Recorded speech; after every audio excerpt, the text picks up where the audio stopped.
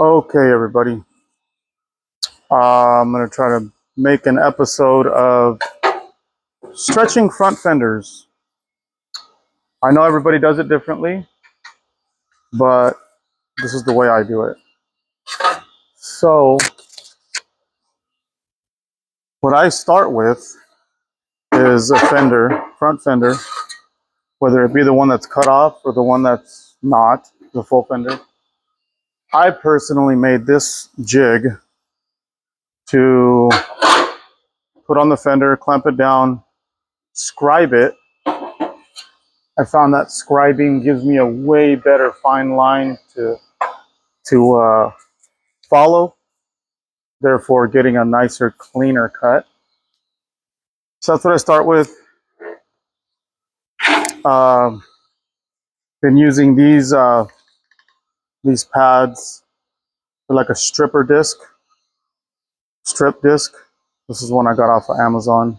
I haven't tried the purple ones yet, but these will strip off the paint and get you to about this finish, maybe a little cleaner, but it will not harm or remove metal, which when you have a thin fender already, you don't want to thin the edges when you're welding, so you have less blow through.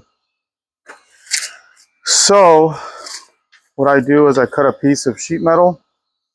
That this piece is actually going to be what's going to go right here. And that's 3 inches.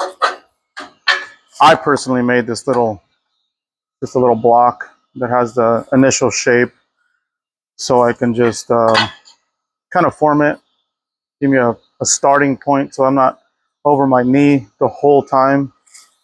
Um, then what I'm going to do with this, I am going to basically use these little clamps right here, these little sheet metal clamps, to start mocking this up so I can start tacking it and getting it welded. Let's see. Actually, first, let me make sure I have a nice straight cut. You want to check and see if this is nice and straight.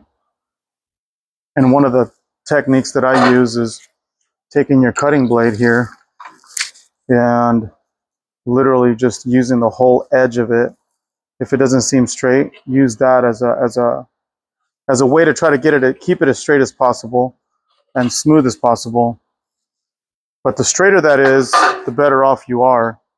Also, you can get yourself a little square and then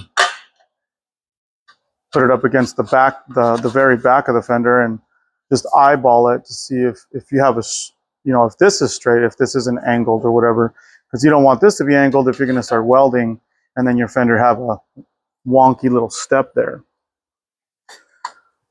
Anyway, so now I'm going to try to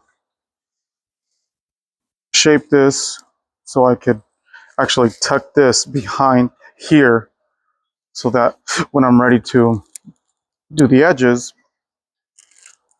I could just scribe it and cut it and then weld it. So basically, that gives me a really good starting point.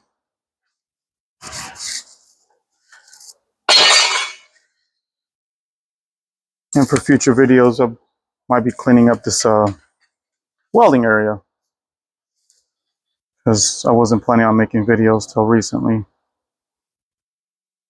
So, clamp this down.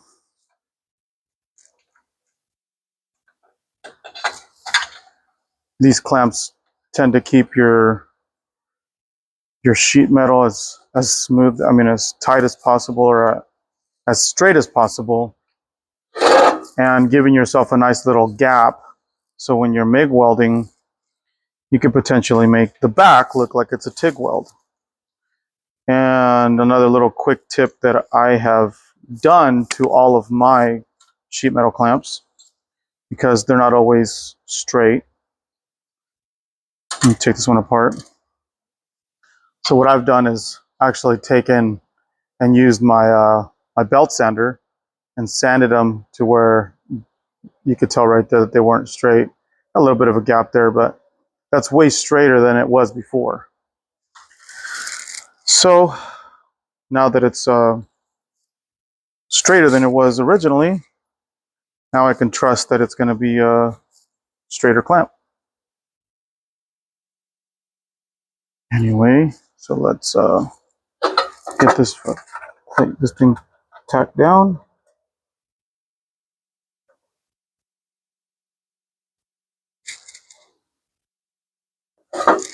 You want to keep them as tight as possible. You don't always have to use, you don't have to use too many of these, but just to hold your piece in place.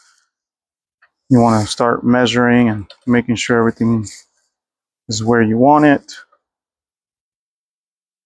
These turns right here can be a kind of a pain because you don't want to mess with this too much. So at this point, what I'll do is I snug these down fairly well, and then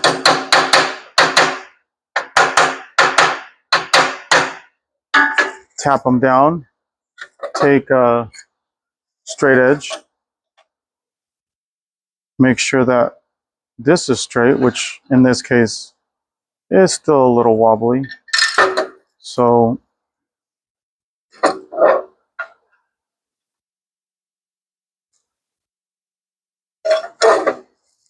let's see.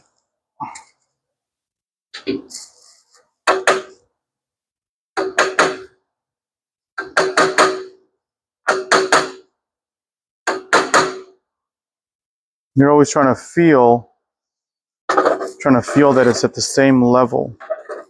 So that way when you check it, like that's dead on right there.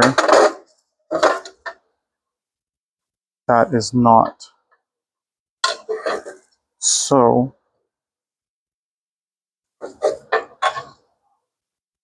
that's way better. And throughout the time that you're welding this, you want to keep checking.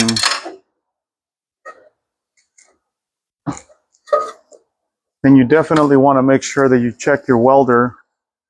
Have your welder set up to be able to tack that gap and not blow a hole. Because if you have your amperage too high or your speed too high, then speed too high, you're just going to ball up and not going to do very much, or at least very well. You're not going to help anything there. This thing still has paint on here, so I got to get that off of there so it'll ground to my table, so I don't have to put a ground directly to this part.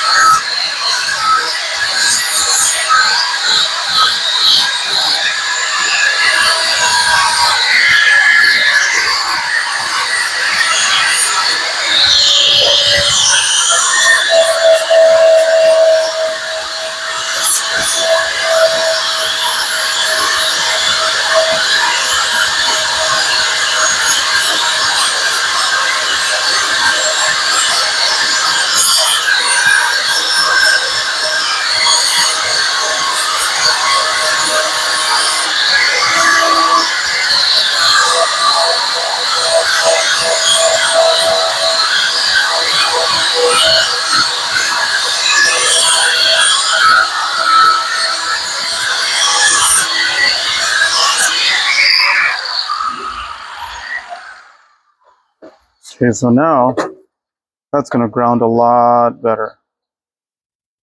So I'm going to start tacking.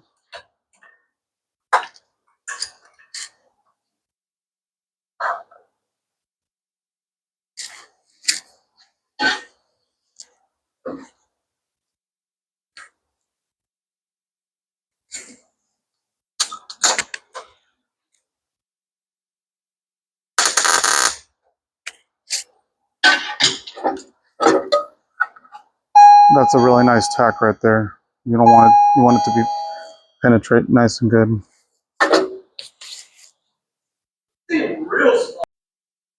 Okay, folks. Sorry about that technical difficulty there. There was no sound on part of that video. Okay, so let's get back to this.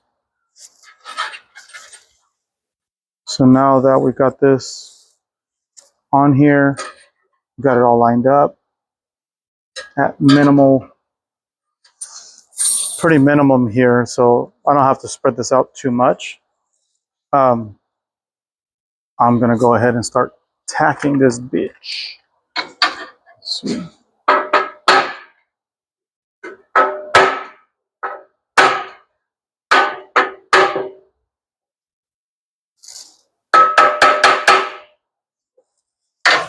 Check it again. It's better to check it a few times before you just start going at it. I don't like this spread here, so I'm gonna tighten the center.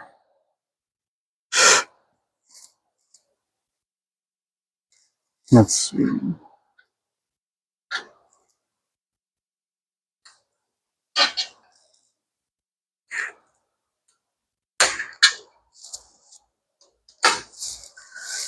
So this thing isn't grounded very well because I didn't take the paint off of the inside, so I got this extra lighter gauge ground wire gauge. I mean, it's more flexible than the beefy one from the welder.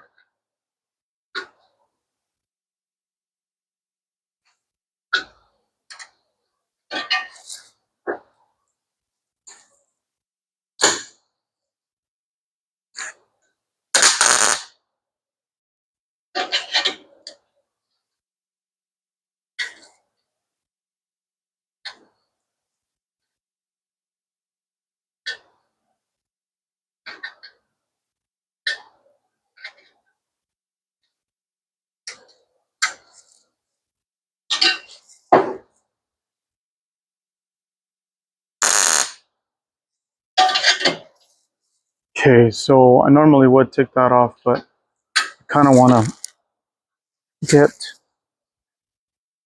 the outer sides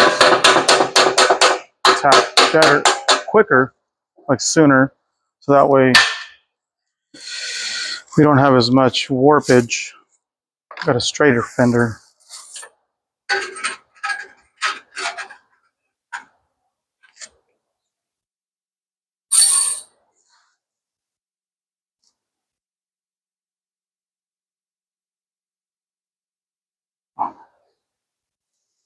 Fucker.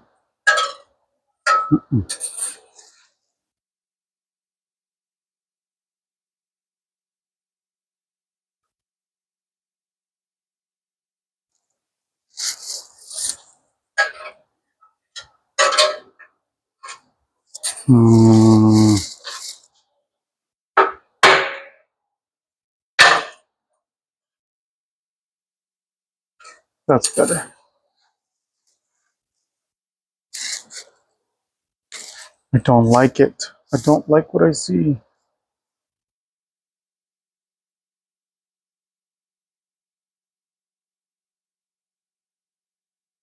Hmm.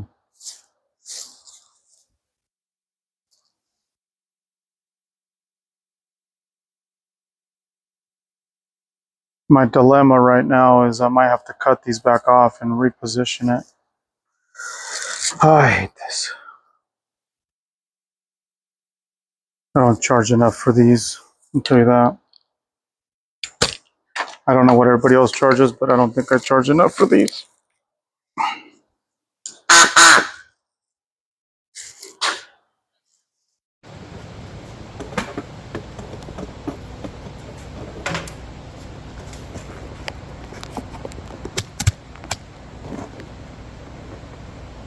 Had a little spill there.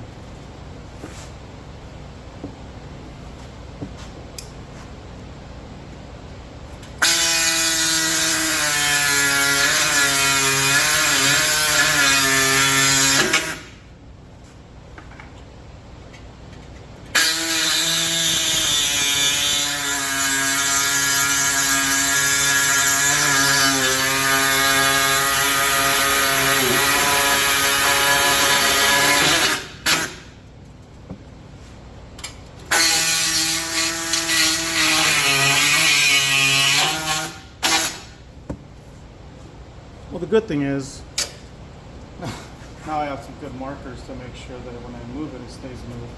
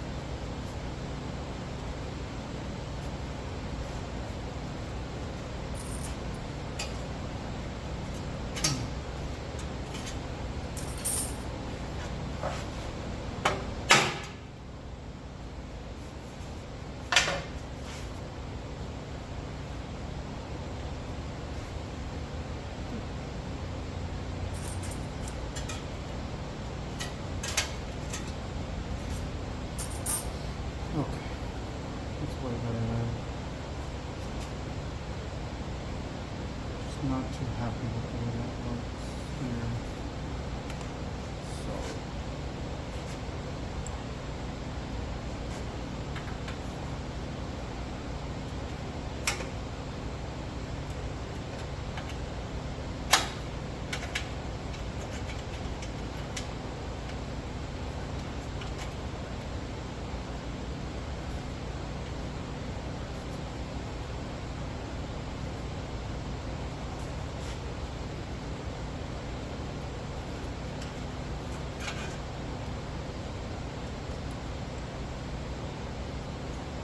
So what I'm going to do is open this up, try to get this as straight as I can over here so that clamp it here and weld it, well, this guy here. Can't do that with that other clamp in there, so I'm going to have to use one of these.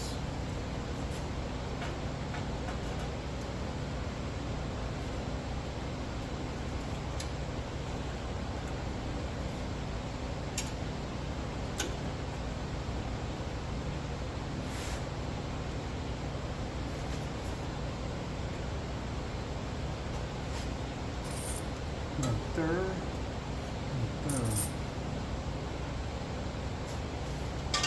No, not so.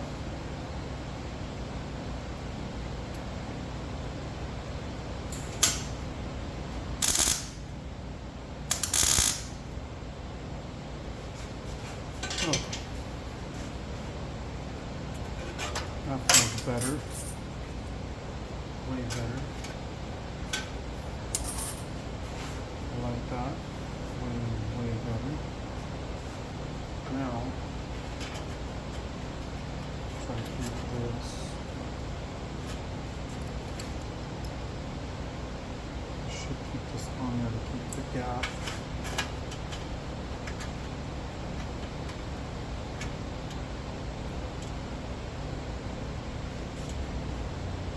And that gap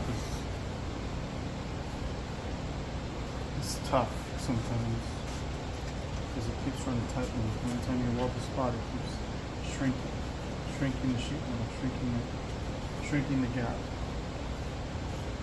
I'm gonna try to keep it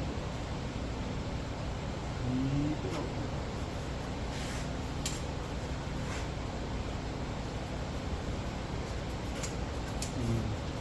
Let me get a razor blade. That's too big.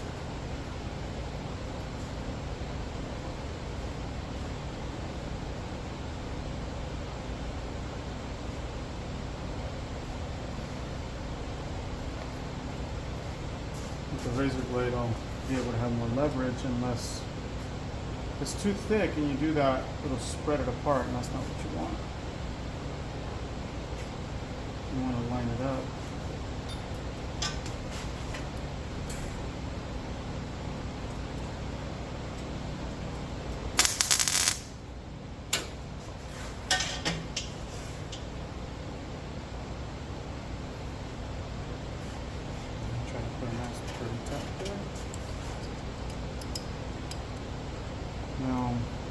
try to get this, all of this lined up so that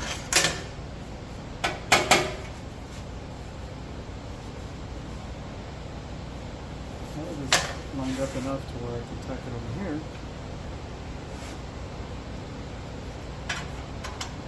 And see, it's already, fucker's already tightened up. So, take a dolly.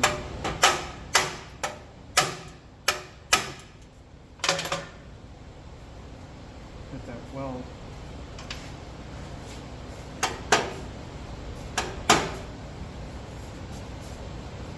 So what I'm doing when I'm messing with the dolly is I'm trying to basically smash that to like spread it. See? Now, a second ago I couldn't get that through there. Because every time you tack weld, it's going to try to shrink that gap. That's exactly what it did. You could limit it by tightening that up, but it doesn't always limit too much.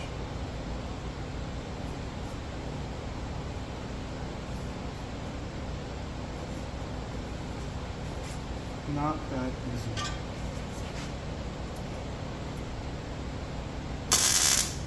Also, I should be waiting longer to cool it, let it cool off, so it doesn't shrink as much. Because the longer I leave this on here, the better off I am as far as shrinkage.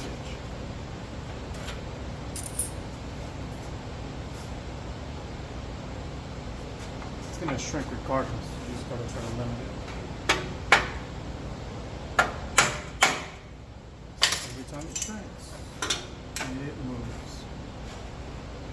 And you want to keep this as flat as possible.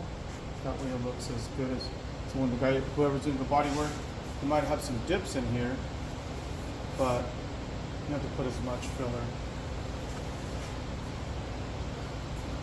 And I know some guys are good enough to not put any filler, but unfortunately I'm not that good.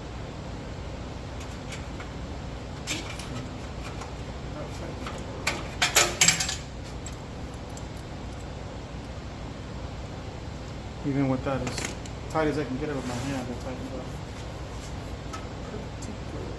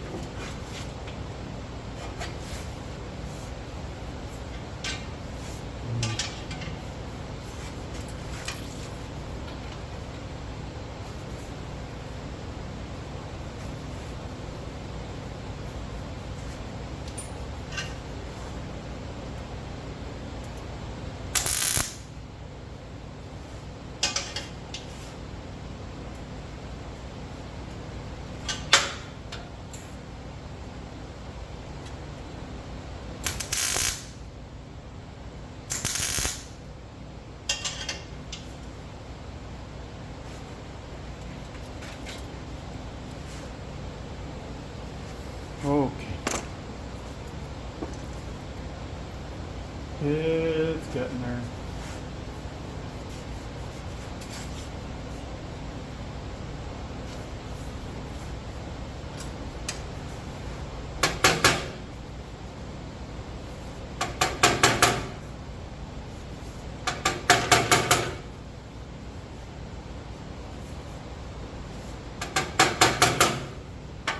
Remember, everybody, when it comes to doing this part, the flatter you can put it, the better off you are when you go to sand it. It's going to look nicer, less body work, less of a bump.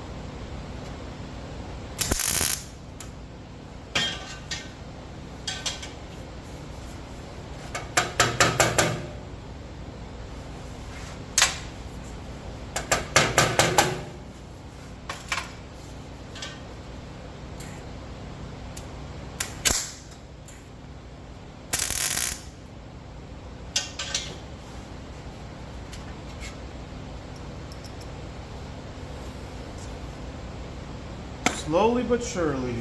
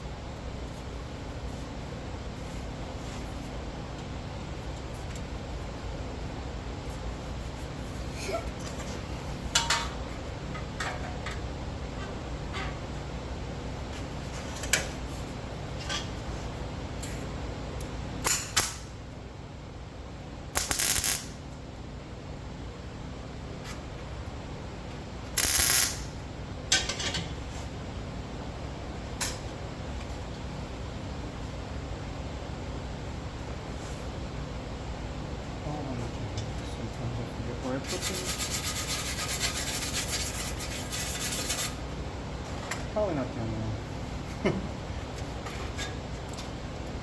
Sure, there's other guys out there that set things down and they don't remember.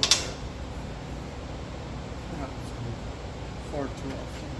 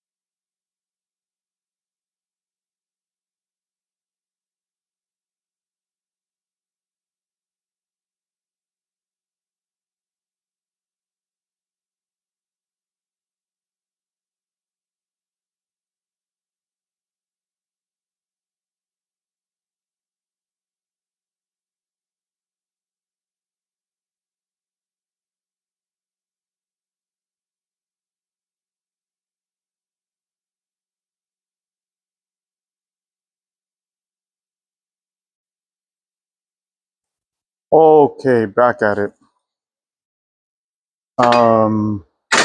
Let's see here.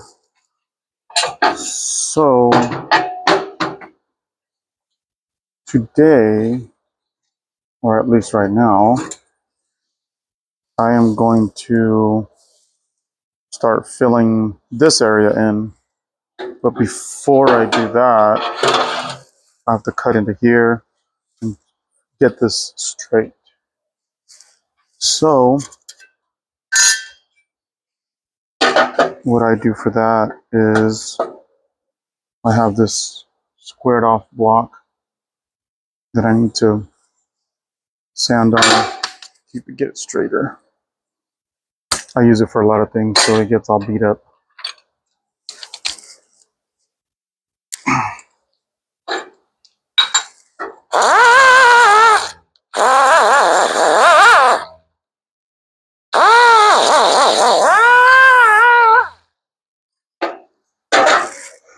So what I'm doing here is giving this something to, giving it like a dot, so I can beat this down to, so it's squared off.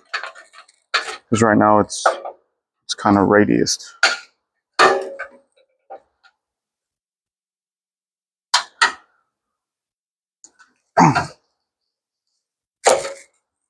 Trying to make sure this is nice and tight, as tight as I can get them.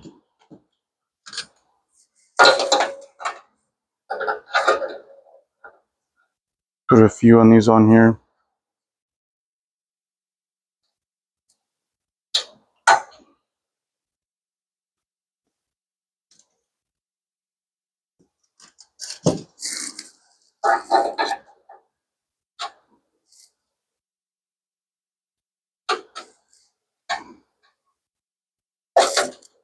Okay.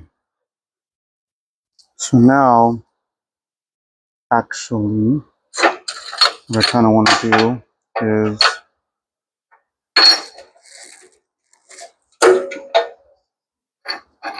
put a little bit of flat, nice flat piece right here, so that this doesn't want to come up.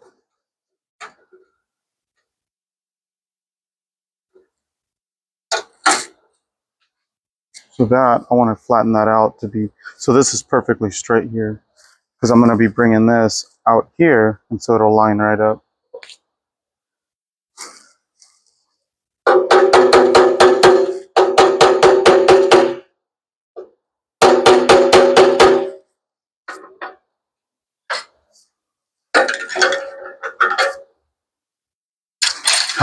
Let's see. I like this. I like using this feeler gauge material. Gives me a good straight edge to work with.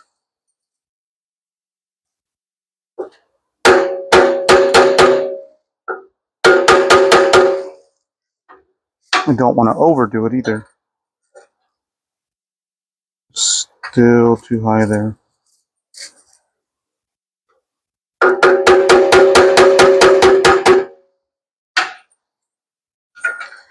Patience is a virtue when it comes to sheet metal. You've got to use your patience. A little bit at a time.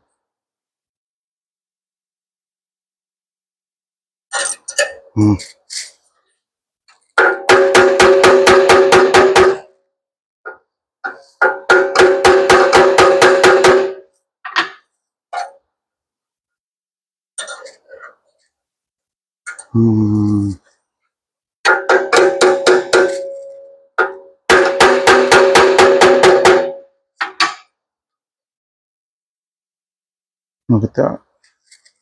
That looks so much better. It's still a little tiny bit more.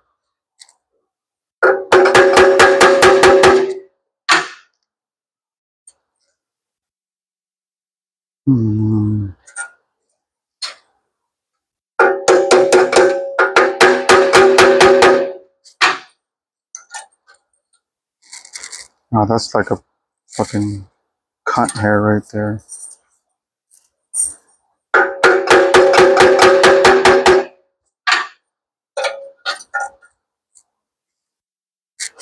Perfect.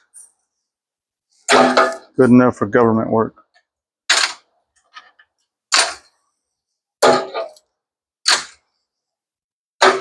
You can never have enough of these, tell you what. I'll tell you what. See, this piece up here kept that nice and flat so that wouldn't buckle upward, which it typically would have if you didn't do that. So now what I'll do is basically I'll end up taking this,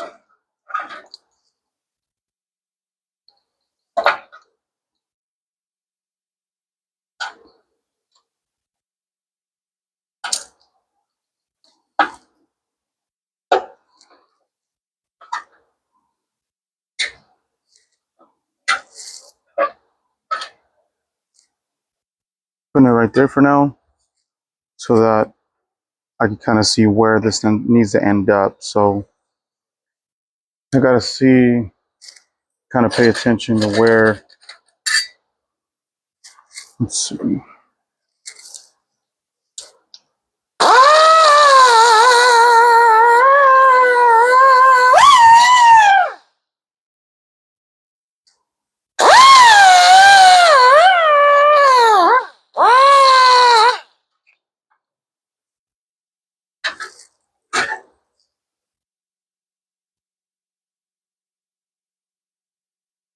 So I want to kind of see what radius I want and how far up I want to go to get this thing looking clean. So it looks like it was originally that way.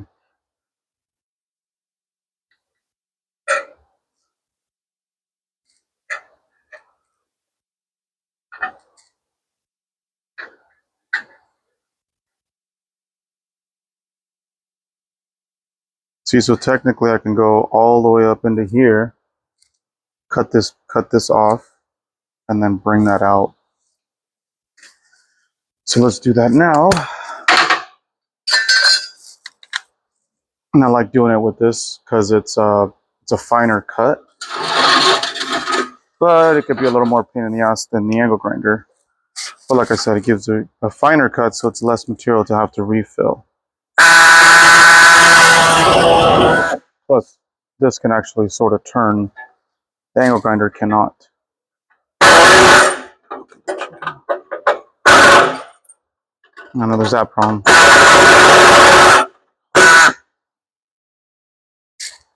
So what I need to do is put it up against this guy so it doesn't bounce around. Okay, let you go.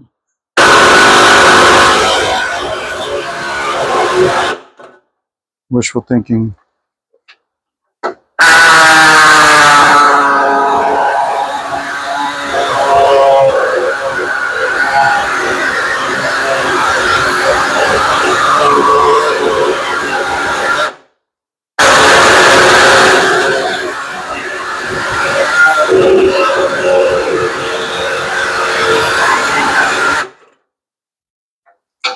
Okay. Now, I need to put another airline over here so I don't have to keep swapping over.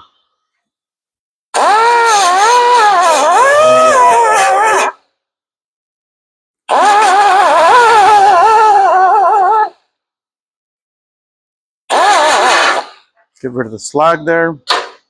Now, let's butt this fucker up over here. That's our gauge. That's where we want to end up. So now, we want to end up here as straight as possible. So this curvature might be good enough, but we will see. Now, one of the problems you'll run into with this is the angle of these guys aren't always the same, aren't always right. So to manipulate this guy a little bit easier, I like using vice grips so I can grab onto it and actually tweak it. Oh, this angle is being a bitch.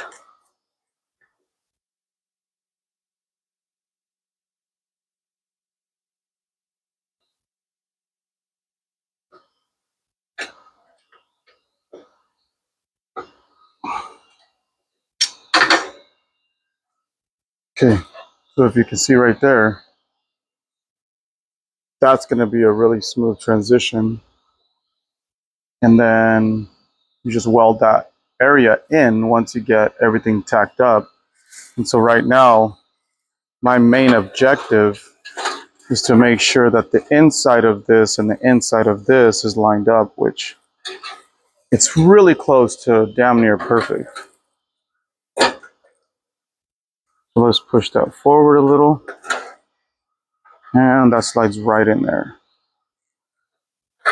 So now the problem that you might have is this is going to be higher than this. So I have to kind of tweak both of them to kind of get that thing straight.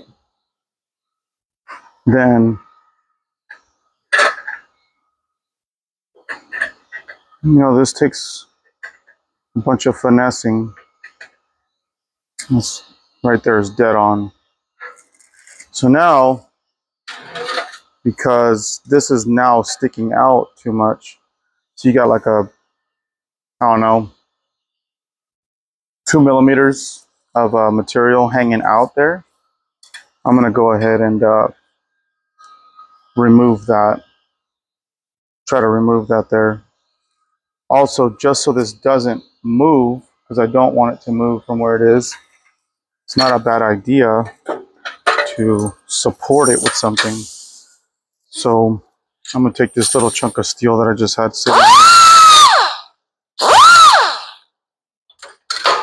and basically keep it from moving, or at least moving in, before I grind the edge of it there. There. So now that's never going to move back that way once I get it all, once I can line it up. See, that's perfect right there. Perfectly lined up. So let's trim that off. And I'm turning this around because this turns this way. So I want to kind of pull down and push that way with it, and this edge, because that's being held. Now that won't, because it's being supported, it won't move. So just real gently.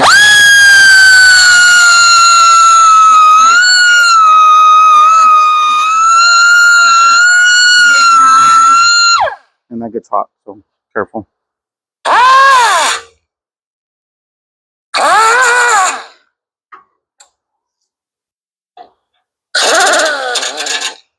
All right. So now we can keep that on there. That's no problem. No big dealio. And then now what I want to do, well, here, when I go get sheet metal, I have them sheared at the sizes that I like using them.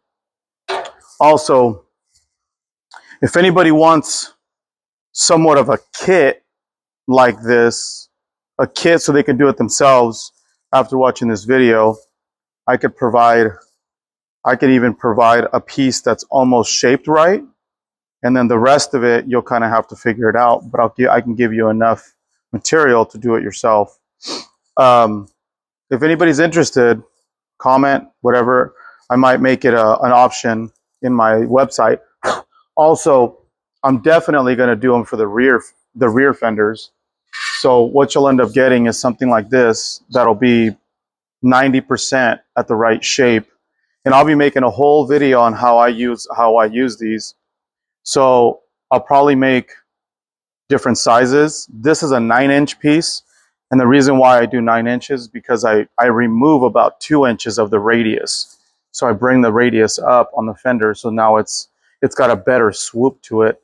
I call it the saddlebag angle, because anybody that has a soft tail that decides to put saddlebags on it, at least the early style saddlebags, because the later models they sit weird on the soft tails. The fender will be right with it versus inward, which with saddlebags, it makes it look like a dog with his tail between his legs, like running away. You don't want that. You want it to look clean. You want it to look right. You don't want it to look smooth. I personally love to me, that's a perfect angle without saddlebags, but everybody has their opinion on that. So right now, I got to try to figure out, so that's perfect. That actually came out really nice. Actually, this side's probably a perfect cut too. So what I'm gonna do here is I'm gonna cut this longer than I need because I'm gonna use some of this material for this edge. So let's see.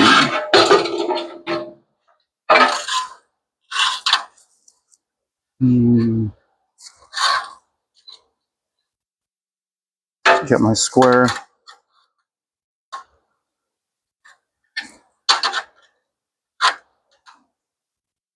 And if you don't have a scribe, I love using this versus a Sharpie. Uh, Another technique that a lot of guys use, or at least guys use that I've watched on YouTube, is taking, shit, I think I moved it. Let me see. Taking a big fat Sharpie um, and using it as, forget what it's called. So this, you take this guy and then put it on your metal, put it wherever you kind of know where it's going to be cut. Let that stuff dry. And then now, when you go to scribe it, you have a nice line that you could actually see when you're working with your material. So when you go to cut that, you're not going to be all over the place. And so I'm gonna go ahead and cut it with the angle grinder. I personally like cutting it to where the sparks go away from me, at least for something like this.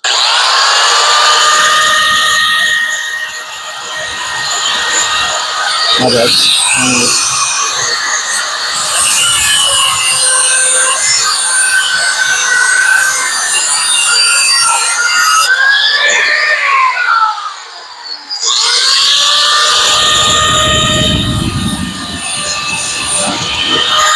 Have to take the slag off there.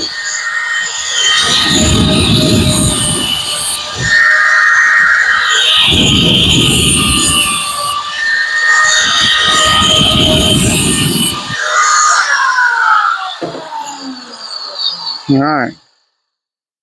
So now, got the slag. Oh, a little more here.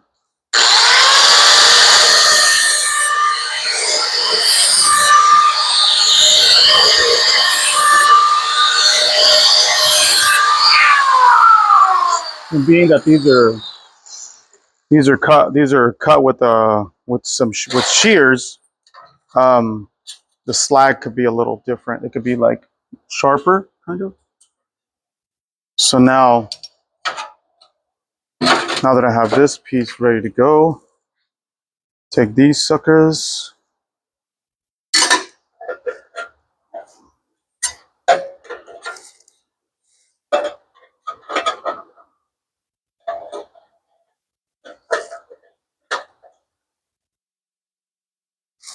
These are sheet metal clamps. You buy a whole kit of them on Amazon for not too much. And like I said before, flattening these ends, because they're not always that flat. It's a really good idea to do that. Actually, I'm just gonna do one here.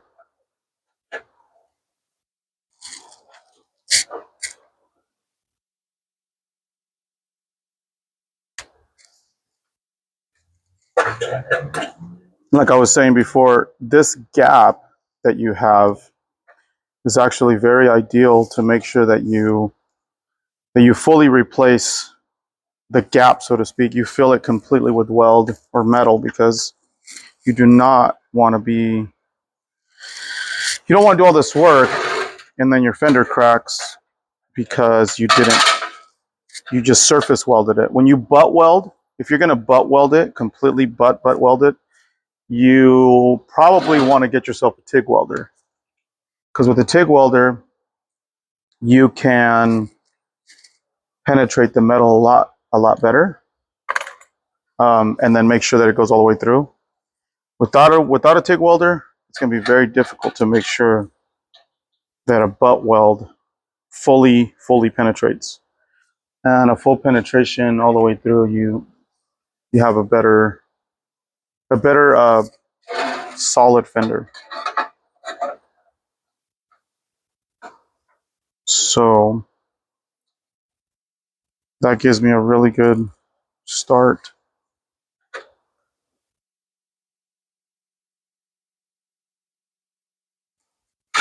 So what I typically like to do is start at one end. So I start tacking this upper part. Actually,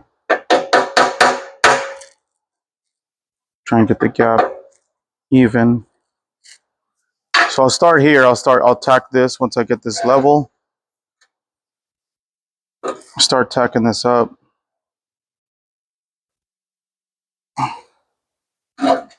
And then go. So I already have my welder set up. Now I haven't turned this on all night. One of the things I noticed about at least my welder, I don't know if it's normal or what, or I don't have the settings right, where the gas, it wants to feed the wire immediately, and the gas isn't there yet because I haven't used it all night. So not a bad idea to just kind of get the gas up in there, get your end cut off or whatever, and then now it's going to have gas and wire right away. Start tacking it. So having that one tack there, now it's going to keep that nicely held. You can start removing clamps as you start welding.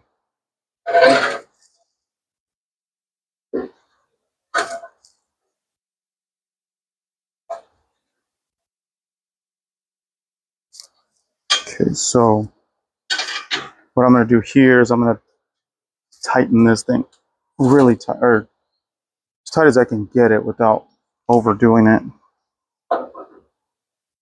Just so the warpage is minimum, at a minimum. You don't want it to warp too much. Being that there's a gap, it's going to warp, but just not as much as it could. So let's let that cool off. This actually I could remove this one too because it's already held there. Okay. Now, while I'm waiting for that to cool, I can actually start tacking. Okay. This guy's nice and cool. So I'll take this, move it up here more, as far as I can, in fact.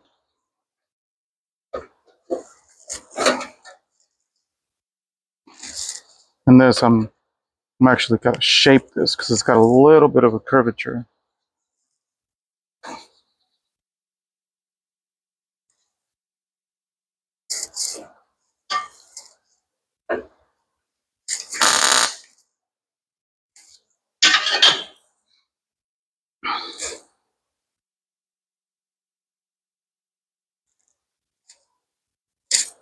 I almost wish I had some small pieces of copper plate so I can weld that. Start welding this in. Maybe I should see. The bad thing is this piece won't fit in there. I thought I had a smaller piece somewhere, but I don't. I gotta find me a smaller piece. Okay, so we proceed.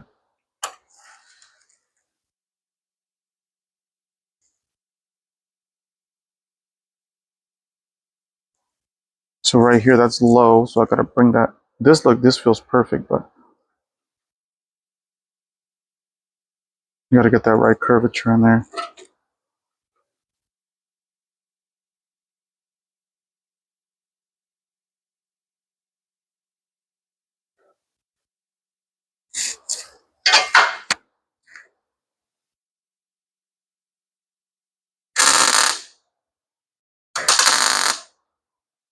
So that kind of blew through a little tiny bit. And it's expected. It's on the edge. It's kind of opened up.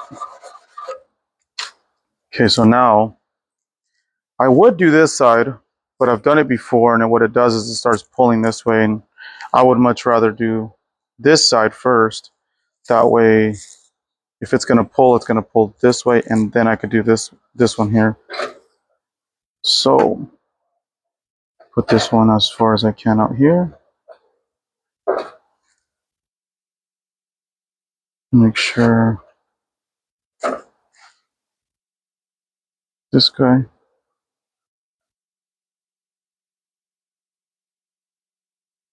So these two pieces aren't exactly right, so I gotta do one at a time.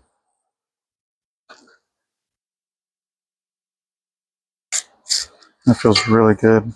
Now, being that it's so wide, what I'm gonna do is I'm gonna hit this at an angle so it limits the blow through. And that worked perfect. So that didn't blow through, and it gave me a nice spot weld. Now, if you notice I was trying to move this and it didn't want to move, it's because the grounding causes a little bit of a weld where it hit the ground, or grounding, the fender's grounding. So now take and put another tack. Oh, that feels really good right there already.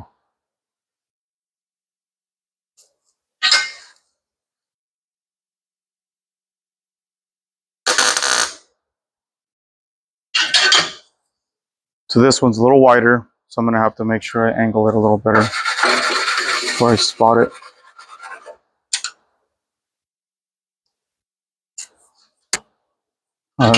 So it's coming out really nice.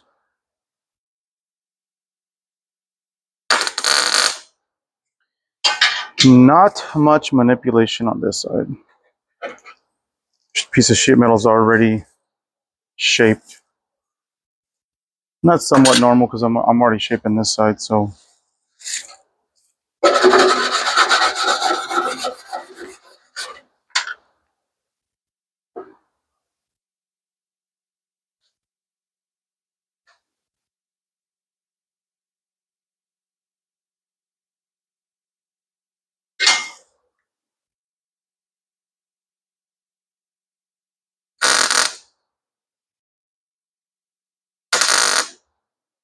So that one only built up on one side, so I did another tack.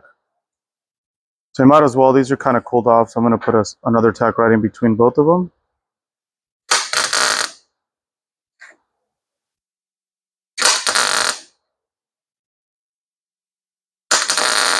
And again, that blew a little hole in there. That separation kind of sucks, but when it's a little too wide. So do the same over here.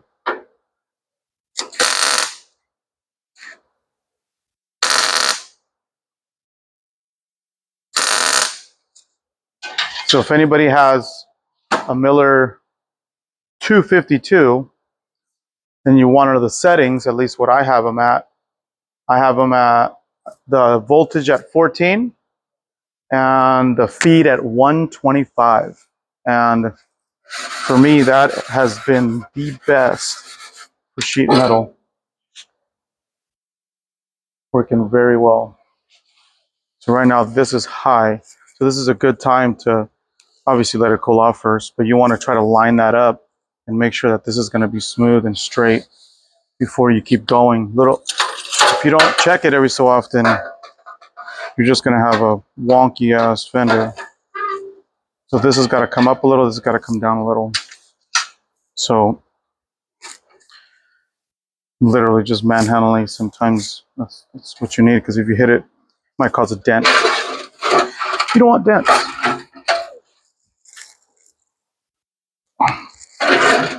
And being that right now this isn't solid, if it's gonna bend, it's gonna bend right there.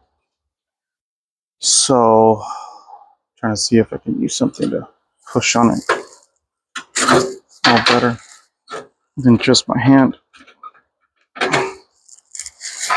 And that's being a bitch.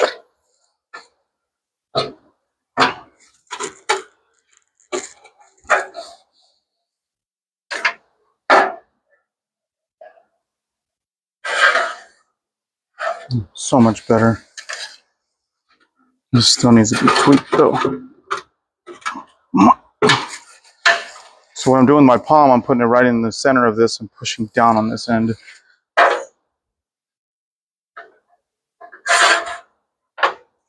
Still need more.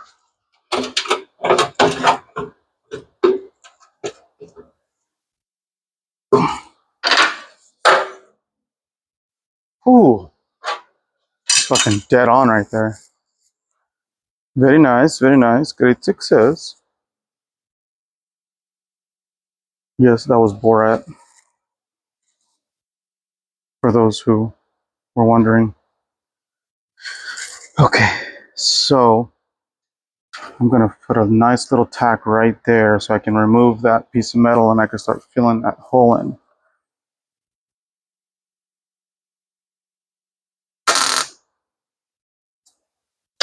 Perfect little tack. Get rid of that. Now, you could potentially take a piece of sheet metal and sliver it in there. It'll work. I've just found that it's just way more to. You're gonna be sanding it anyway. Maybe I'll try that. There's a pretty good sized gap on this one. I might try that. Yeah, that looks pretty good right there.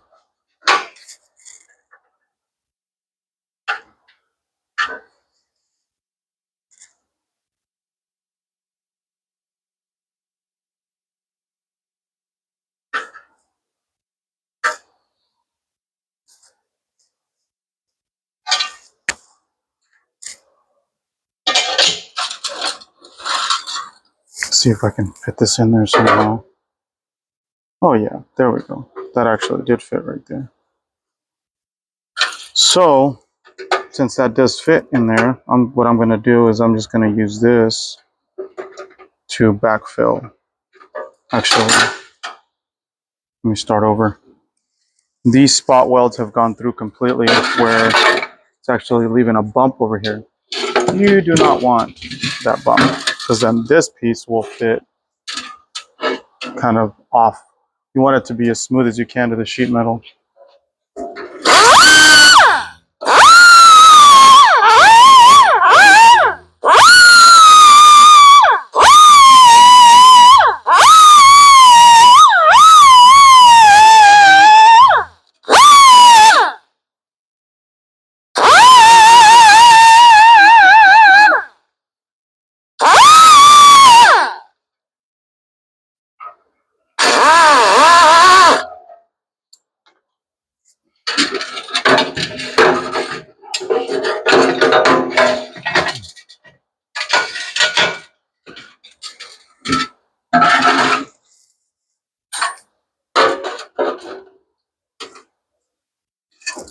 See, that's way better.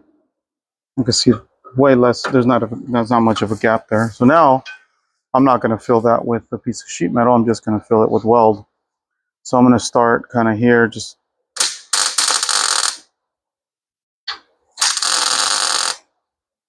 create a little bridge to work off of this way. Let me put another one over here.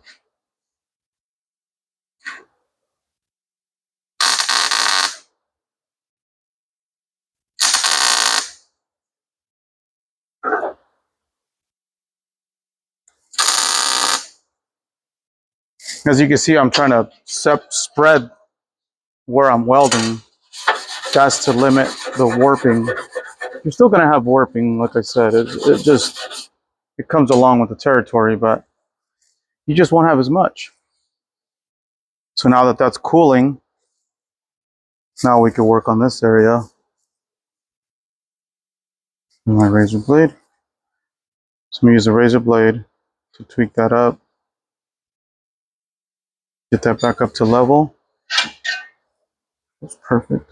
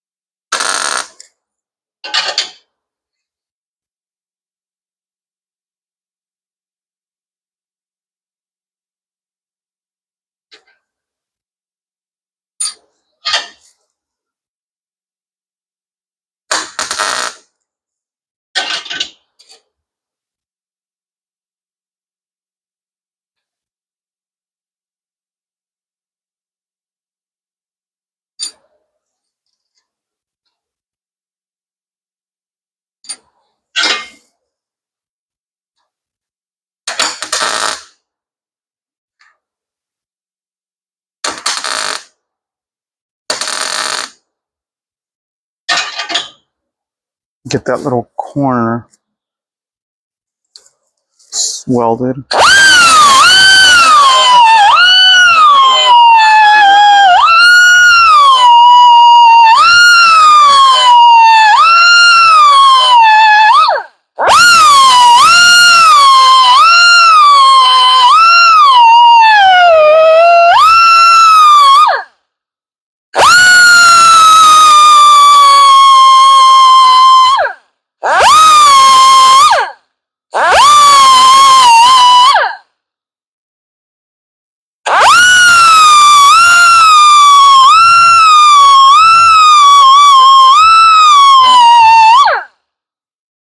I'm trying to get this corner centered so I can see where I'm at as far as level and everything. It looks pretty good. It looks like that ended up a little too low, or I just got to remove a little material.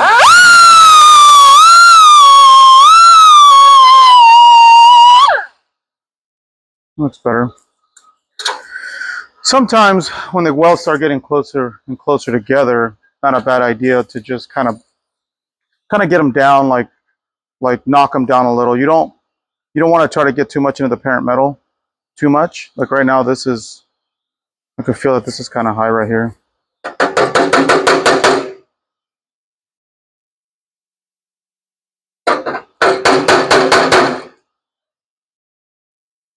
It's like a bubble right there.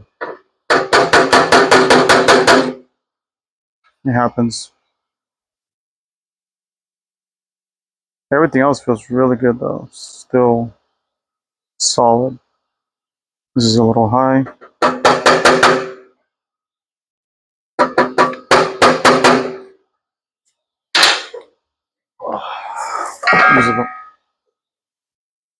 Whoops.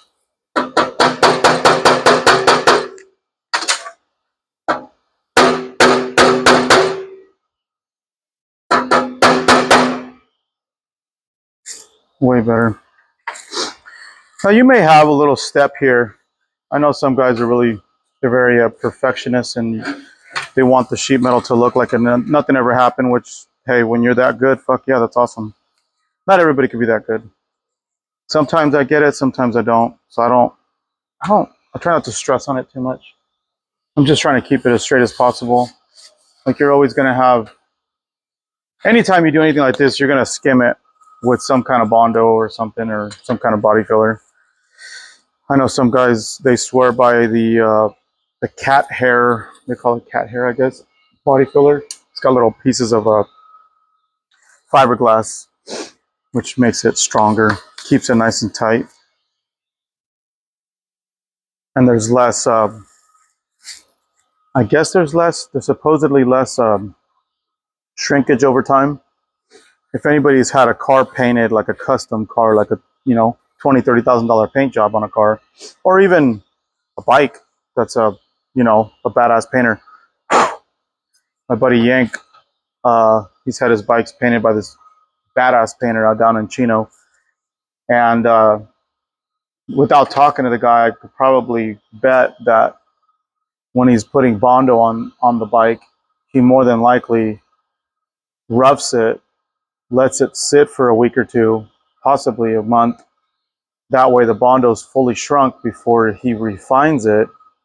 That way, 2 years down the road, you don't have shrinking Bondo or absorbing the paint more and just causing just an ugly paint job. So a lot of times I know painters that do fully custom paint jobs, and you'll go to their shop and you'll see a car in the back corner of their shop just Bondoed, but just sitting there for months at a time. That's typically why, because they're spending a fuckload of money on that body work. And every time they probably work on it for like a day or two, and then it goes back into basically just waiting.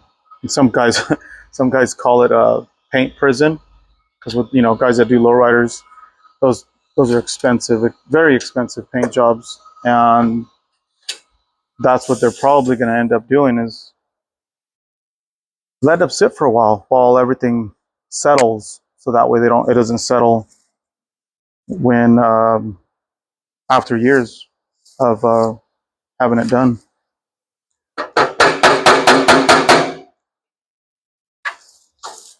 Anyway,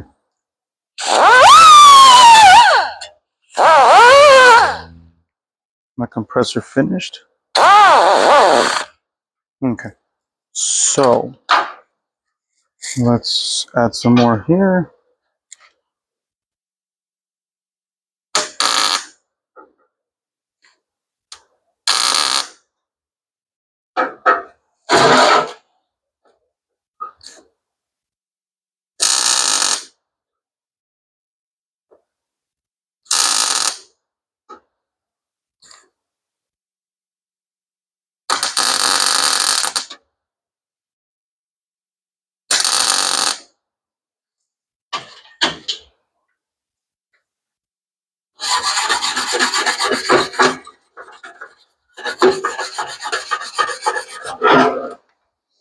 Okay, let's see.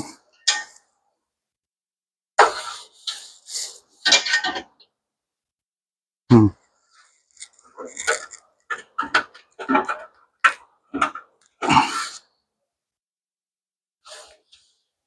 Still high.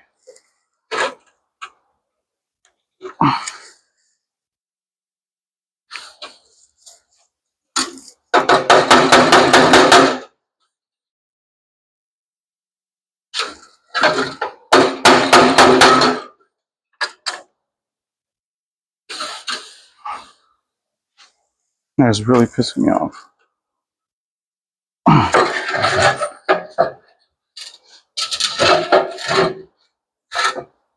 No, it's not working as good as I'd hoped.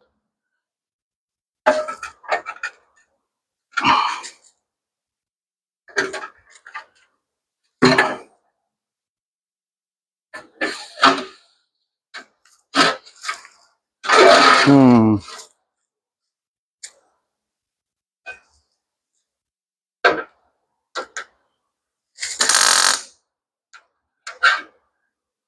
Hmm.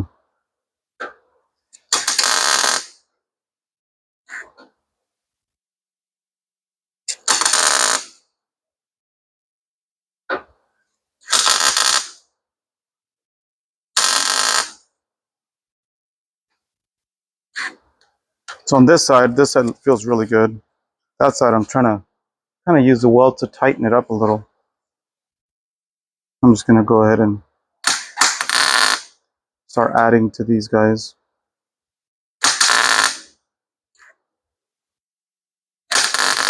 You want to skip a little.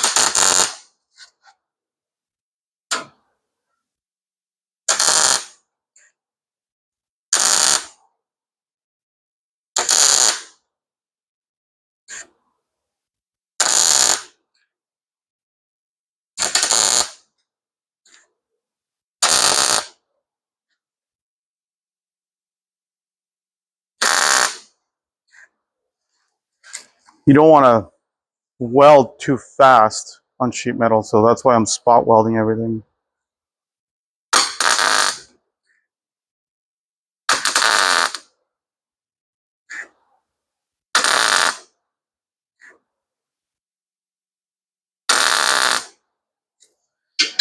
So once everything's completed, it'll just be a fuckload of spot welds just overlapping each other until it's solid.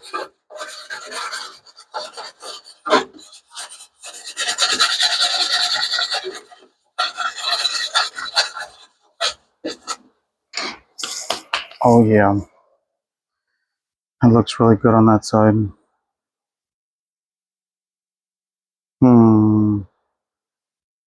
Kind of debating whether I should do this, put this on here, this lip. So what I do with these guys is I'll take a piece of feeler gauge material. It's like my straight edge. Once I sand this down so it's smooth and lay that right, clamp that down, get that real nice and straight there. Use my scribe, put a nice little scribe line on that guy, cut it, and then this will be like a corner weld. That corner weld, I'll just, like I tacked everything else, it'll just be tacked and tacked and tacked and tacked. In fact, I'll almost kind of leave a, not a gap, but I'll leave them kind of square so that kind of like this, but sheet metal. So that way when I fill it here, it'll get a little bit down here, it'll get into the bottom, but this will be full enough to where I can match this roundness all the way through. So that way you could, it just looks like a regular stretch fender versus just putting like a piece of metal behind it. Especially if you're gonna see the other side with the bigger wheels and the spokes. You want to be able to look like it's normal or whatever. So I don't know if I should do that right now. I guess why not? Let's just mm, mm.